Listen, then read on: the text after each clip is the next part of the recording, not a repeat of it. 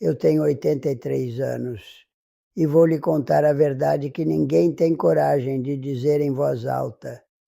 Eu descobri que ser um bom pai não garante um lugar na mesa, apenas garante que a mesa exista para os outros. O meu erro, o erro que talvez você esteja cometendo agora, foi acreditar que ao entregar a minha casa, o castelo que construí com as próprias mãos, eu estaria comprando gratidão. Eu não comprei nada, apenas vendi minha alma e meu teto por um silêncio constrangedor. Se essa sensação de ser um estranho na própria vida lhe parece familiar, eu peço que fique comigo até o final. Se inscreva aqui neste canal para que nem eu nem você tenhamos que passar por isso sozinhos. E me diga nos comentários, você já se sentiu invisível para aqueles a quem dedicou tudo? Durante 50 anos eu fui um homem de poucas palavras e muitas ferramentas. Eu era a mão que consertava o chuveiro, o ombro que carregava as compras, a carteira que pagava as contas sem nunca faltar. Com Helena, minha esposa, ergui esta casa tijolo por tijolo, cada parede tem o suor do meu trabalho. Eu acreditava com toda a força da minha alma que o amor era isso, ser útil, não dar trabalho, ser a fundação silenciosa sobre a qual a felicidade da minha família seria construída. Meu valor não estava em quem eu era, mas no que eu podia fazer por eles. Eu nunca pedi um obrigado, porque achava que a presença deles, os sorrisos, os jantares de domingo, eram o pagamento. Hoje eu moro no quarto dos fundos desta mesma casa. Depois que Helena se foi, meu filho e sua família se mudaram para cá. A desculpa era nobre, para o senhor não ficar sozinho, pai. Mas a solidão ganhou paredes. Minha rotina é um balé silencioso para não incomodar. Acordo às 5 da manhã antes de todos. O café eu tomo em pé, na cozinha, encostado na pia, para não ocupar a mesa que em breve será o palco do café da manhã deles. Ouço o som abafado das risadas e conversas vindo da sala, como se eu estivesse ouvindo uma festa na casa do vizinho. No meu quarto, minha velha poltrona de couro, onde li centenas de histórias de ninar para meu filho, agora serve de cabide para casacos que não uso. O cheiro que entra pela fresta da porta é de um amaciante de roupas que não é o meu. É o cheiro de uma vida que continua, mas da qual eu sou apenas uma testemunha muda. Eu acreditei com a ingenuidade de um menino que existia um contrato invisível, um pacto sagrado entre pais e filhos. Os termos eram claros na minha cabeça. Eu entregaria a segurança, a casa, uma vida inteira de trabalho silencioso e, em troca, eles me dariam presença, respeito, um lugar de honra. O problema de contratos invisíveis é que, na maioria das vezes, só quem os escreve sabe que eles existem. Para eles eu não entreguei as chaves do meu reino em troca de afeto. Eu apenas adiantei a herança. O dia em que a ilusão se quebrou, não teve gritos, nem portas batendo. A verdade não chega com um trovão. Ela se infiltra como uma umidade fria, manchando a parede da alma aos poucos, até que um dia você acorda e percebe que tudo está mofado. Era o meu aniversário de 83 anos. Eu acordei diferente naquele dia. Havia uma fagulha, uma expectativa tola que eu não confessaria a ninguém. Coloquei a minha melhor camisa, a de linho azul claro que Helena dizia que realçava a cor dos meus olhos. Passei o dia em uma órbita silenciosa ao redor da vida deles. Fiquei no meu quarto com a porta entreaberta, esperando um chamado. Na minha cabeça eu criava desculpas para o silêncio deles. Estão preparando uma surpresa, pensei de manhã. Devem estar esperando a hora do almoço. Ponderei ao meio-dia, enquanto ouvia o som dos pratos e talheres sem que meu nome fosse mencionado. A tarde se arrastou pesada e pegajosa. O sol batia na minha janela, iluminando as partículas de poeira que dançavam no ar, cada uma um segundo a menos de esperança. A vida deles é corrida, eu dizia a mim mesmo. Netos, trabalho, preocupações, é normal esquecer. Mas a justificativa soava oca, um eco em um poço vazio. Eu não queria uma festa, não queria presentes. Eu só queria ser lembrado, ser visto. O jantar foi como qualquer outro. Arroz, feijão, um bife. A conversa na mesa girava em torno de um problema no carro, da nota baixa do meu neto na escola. Eu comia em silêncio, no meu lugar de sempre, na ponta da mesa. Cada garfada era um ato de engolir a decepção. Ninguém olhou para mim. Ninguém disse uma palavra. Eu era um vaso de plantas, um objeto decorativo com talheres na mão. A prova final, o golpe que estilhaçou a vidraça, veio por volta das 9 da noite. Eu já estava no meu quarto, sentado na beirada da cama, o corpo pesado de uma tristeza que não tem nome. A camisa de linho parecia um disfarce ridículo. A porta se abriu de repente. Era meu neto, o menino para quem construí um balanço de pneu no quintal. Ele não olhou para mim. Seus olhos estavam fixos na tomada ao lado da minha cama. Vô, o senhor viu meu carregador? Ele disse, já se abaixando para procurá-lo. Enquanto ele tateava atrás da minha mesa de cabeceira, ele levantou a cabeça por um instante, como se uma memória vaga tivesse lhe ocorrido. Sem me encarar, com a voz de quem comenta sobre o tempo, ele disse, feliz aniversário, vô. A gente ia comprar um bolo, mas o dia foi uma correria, sabe? E foi isso. Ele encontrou o carregador, se levantou e saiu, fechando a porta atrás de si. Naquele instante o ar do quarto ficou rarefeito. Eu não senti raiva, senti uma vergonha profunda, física, que começou na sola dos meus pés e subiu queimando até o meu rosto. Era a vergonha de ter esperado, a humilhação de ter colocado a minha melhor camisa. Eu não fui esquecido, eu fui classificado como não essencial. Minha existência era um item na lista de tarefas deles que podia ser riscado sem maiores consequências. Fiquei ali parado, olhando para a porta fechada, sentindo o peso dos meus 83 anos não como sabedoria, mas como irrelevância. Eu não era mais o patriarca, o fundador. Eu era o inquilino do quarto dos fundos. E o aluguel, eu percebi naquela noite, era a minha própria invisibilidade. A vergonha daquela noite do meu aniversário não passou. Ela não se dissipa como a fumaça de um cigarro. Ela se instala nos pulmões, um peso frio e constante. Nos dias que se seguiram, eu me movi pela casa como um animal ferido, buscando a segurança do meu quarto, lambendo uma ferida que ninguém podia ver. Mas o desespero é uma semente teimosa. Ele brota mesmo no solo mais árido da alma.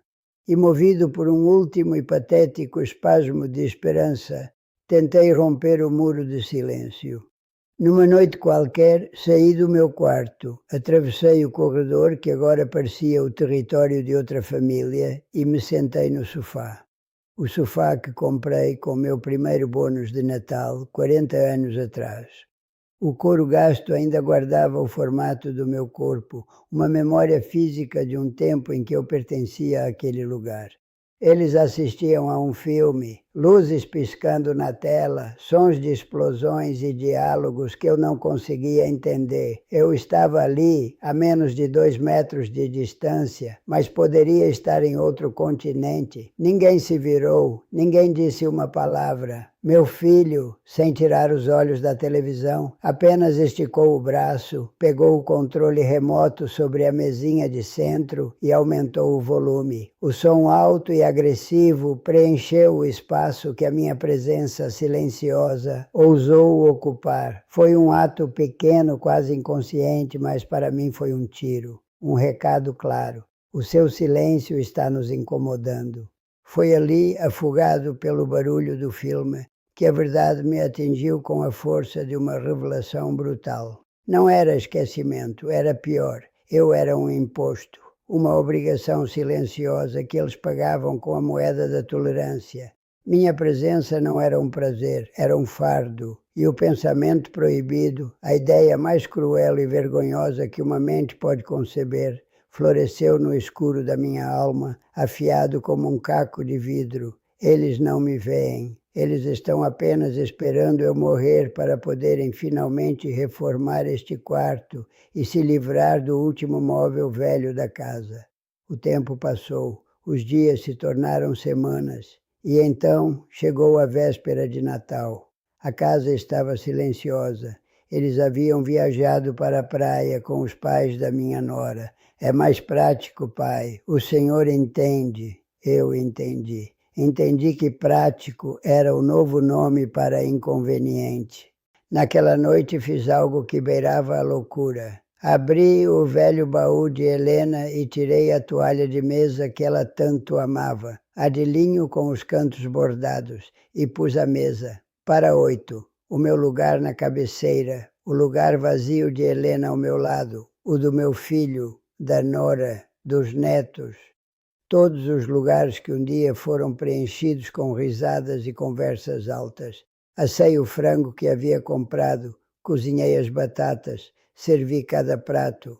Sentei-me à cabeceira, a comida intocada esfriando diante de mim. O único som era o tic-tac do relógio na parede da cozinha. Cada segundo um martelo batendo no prego do meu caixão emocional. Olhei para o telefone na parede, mudo, acusador. E pela primeira vez na minha vida, eu não rezei para que ele tocasse.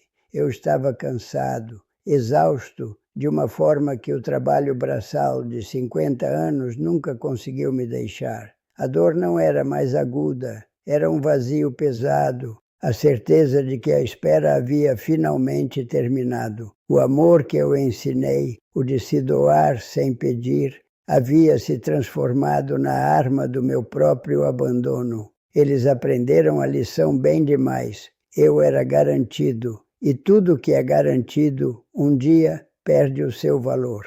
Aquela noite de Natal não terminou quando apaguei as luzes da sala. Ela se arrastou comigo para o quarto, pesada como um corpo que eu precisava carregar. A comida fria na mesa, os pratos intocados. Aquilo não era apenas um jantar solitário, era a certidão de óbito da minha esperança. Eu não dormi. Deitado na cama, eu olhava para o teto e sentia o peso de 50 anos de serviço silencioso. A exaustão tinha finalmente limpado a minha mente da névoa da esperança, e no lugar dela nasceu uma clareza fria, dura como o chão de pedra. Eu entendi que o amor que eu dava não era recíproco, era um recurso, e recursos, quando se esgotam, são descartados.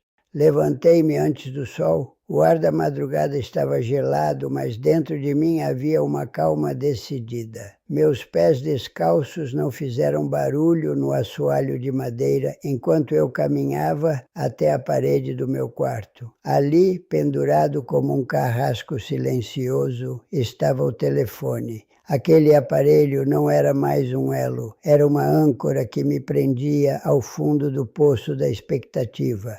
Com as duas mãos, agarrei o plástico frio. Por um instante, hesitei. Aquele fio era a minha última linha, a última possibilidade de uma chamada, de uma voz. E foi exatamente por isso que ele precisava ir. Puxei, com uma força que eu não sabia que ainda possuía, a força de um homem que não tem mais nada a perder. O suporte de plástico estalou e se partiu. O fio se rompeu com um som seco, definitivo. O aparelho caiu no chão com um baque surdo. E o silêncio que se seguiu não foi de vazio, foi de soberania. Naquela manhã, pela primeira vez em anos, eu fiz café para uma pessoa só. Usei a minha caneca preferida, a que Helena me deu, e me sentei na varanda dos fundos, sentindo o sol fraco da manhã no meu rosto. Eu não estava esperando ninguém. Os dias seguintes foram uma demolição silenciosa de velhos hábitos. Parei de comprar comida em excesso, de cozinhar pensando, e se eles aparecerem? A despensa, antes abarrotada, agora continha apenas o necessário. A casa, antes imaculada na espera de visitas que nunca vinham, Começou a ganhar as marcas da minha vida. Um livro aberto sobre a poltrona, uma xícara de café sobre a mesa da cozinha, as ferramentas de jardinagem encostadas na porta. A casa não ficou vazia. Pelo contrário, ela finalmente se encheu de mim. A vizinha, Dona Elsa, comentou outro dia por cima do muro. O senhor parece mais tranquilo, seu Arthur, mais leve. Eu apenas sorri. Ela não podia entender. O que ela via como tranquilidade era, na verdade, o fim de uma guerra. A guerra que eu travava contra a realidade. Eu não estava mais me encolhendo para caber na vida deles. Eu estava finalmente ocupando a minha. A porta do meu quarto, que antes ficava entreaberta na esperança de um convite, agora permanece fechada. Não por raiva, mas por respeito ao meu próprio santuário. Aqui dentro, redescobri prazeres que a utilidade havia me roubado. O cheiro de um livro velho, o gosto de um tomate que eu mesmo plantei num vaso na janela, vendo-o crescer dia a dia, não para alimentar alguém, mas pelo simples milagre de ver algo vivo florescer sob o meu cuidado. O silêncio deixou de ser a prova da minha solidão e se tornou a trilha sonora da minha liberdade. Nele, eu comecei a ouvir a minha própria voz. Percebi que eu existo para além do meu papel de pai, de marido, de provedor. Eu sou Arthur. E Arthur gosta de música clássica baixo, do sol da tarde e do som da chuva no telhado. Eu não preciso mais justificar a minha existência ou pedir perdão por não ser o que esperam de mim. Essa paz, entenda, não é felicidade. A felicidade é barulhenta, cheia de gente. Isso é outra coisa. É uma paz estoica, a aceitação serena de que a dor do abandono não me matou. Pelo contrário, ela me libertou. Eu amei meus filhos o suficiente para lhes dar tudo, inclusive a liberdade de me esquecerem. E agora, finalmente, eu me amo o suficiente para deixá-los ir, para deixá-los longe, para que eu possa, enfim, me encontrar. A lição que demorei 83 anos para aprender é esta: a dignidade vale mais do que a companhia forçada. Se você está aí se sentindo invisível, esperando por uma migalha de atenção, eu lhe peço, arranque o seu telefone da parede. Não o telefone físico, mas aquele que existe dentro da sua alma, que te mantém acorrentado à espera. Porque o amor verdadeiro, aquele que nos sustenta, não precisa de plateia. Ele começa quando você prepara uma xícara de café apenas para si mesmo e, ao tomar o primeiro gole, percebe que a sua própria companhia é e sempre foi mais do que suficiente.